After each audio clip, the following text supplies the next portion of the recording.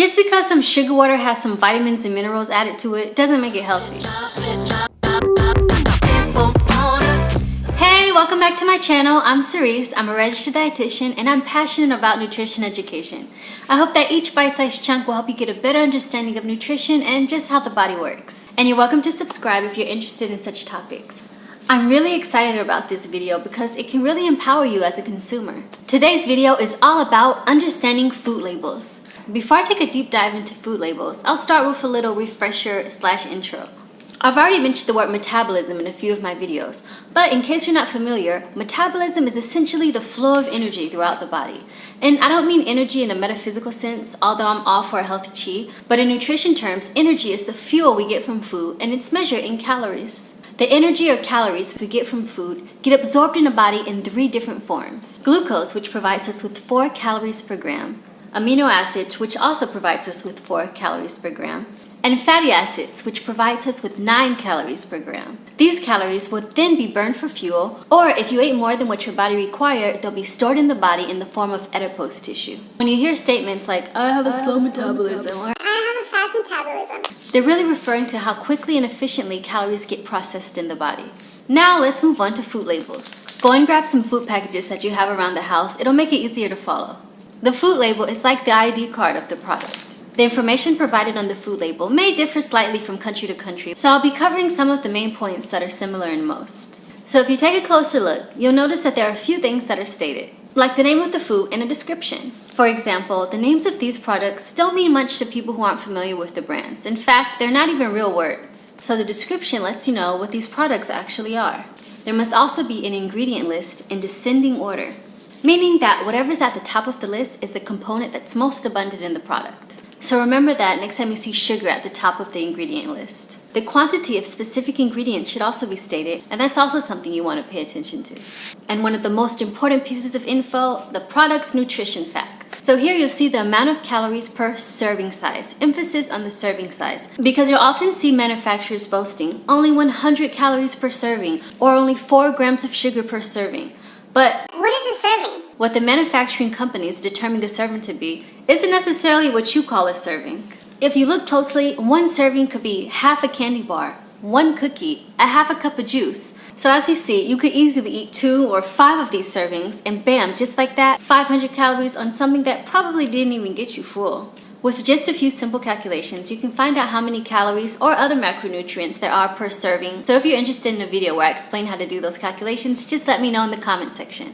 And some manufacturers even take it a step further as to provide other details like the calories from saturated fats, trans fats, insoluble fibers, soluble fibers, and more. And to that I say, the more the merrier. On the right side of the table, you'll also see the percentage of daily value, which expresses how much of a nutrient you're supposed to consume in a day based on this very general 2,000 calories per day diet. And I say general because caloric requirements vary vastly from person to person. Be sure to read the breakdown of carbohydrates because you want to know how many of the carbohydrates are actually sugar. Because remember, both sugar and fiber are listed under carbohydrates. But it's only the sugar that comes with extra calories and insulin spikes. Fiber, on the other hand, has a positive effect on blood glucose and digestion in general. And if you want to learn more about these carbohydrates, I have a bite size on it and the link will be down below. So here we can see how many carbohydrates come from sugar and how many come from fiber. So if grams don't mean anything to you, try to think about it in teaspoons. So 1 teaspoon of sugar is around 4 grams. So if 1 can of this soft drink has 39 grams of sugar, if you divide 39 by 4.2, you'll discover that this sweet liquid has a little over 9 teaspoons of sugar. Other details you can get from the label include food allergens, alcohol strengths, and more. And that pretty much sums it up when it comes to mandatory labeling. But then you have voluntary labeling, and that's when things tend to get a bit shady because marketing comes into play. And that's usually on the front label. The front label is designed to lure you into buying the product. And unfortunately, it often does so by making health claims that are misleading and sometimes absolutely false. So you can pretty much ignore most of what's written on the front label and just turn it around and check out the ingredient list and the nutrition facts. Here are some food labeling tricks that you should pay attention to. So the first one is hydrogenated vegetable oil. It's just trans fat, which you want to avoid, and my bite size on fats will also be listed down below. Be suspicious of foods that boast high in protein, because I've seen a lot of protein/energy bars that have more sugar than anything else. And the same goes for bold statements like fat-free, low sodium, low carb, because I've come to notice that when they're stated on the front of the package, they're either highly processed and high in refined carbs, or they're just high in another component that's undesirable. So make sure you check your ingredient lists. Be cautious of wording tricks like the withs, for example, with real fruit, or with real maple syrup, or with whole wheat. With whole wheat isn't the same as 100% whole wheat. What else is with it? Also words like fortified or enriched with. Just because some sugar water has some vitamins and minerals added to it doesn't make it healthy. Another one is no added sugar. Emphasis on the added part. Just because manufacturers didn't add sugar to the product doesn't mean it's sugarless. Like dried fruit, fruit jams, fruit juices, and fruit syrups. They may be made of 100% fruit sugar, but that's still sugar. That's something you really want to be careful with if you're diabetic or pre-diabetic. And then there are these statements. Gluten-free, all natural, vegan, organic. People cling to them and go out of their way and pay more money just to see one of these statements. It's written on a box of processed crap. Public service announcement! Let me make sure I'm looking dead at the camera. Vegan, gluten-free, all natural, organic doesn't equal healthy. Sugar and salt, they're all natural. They're gluten-free. They're vegan.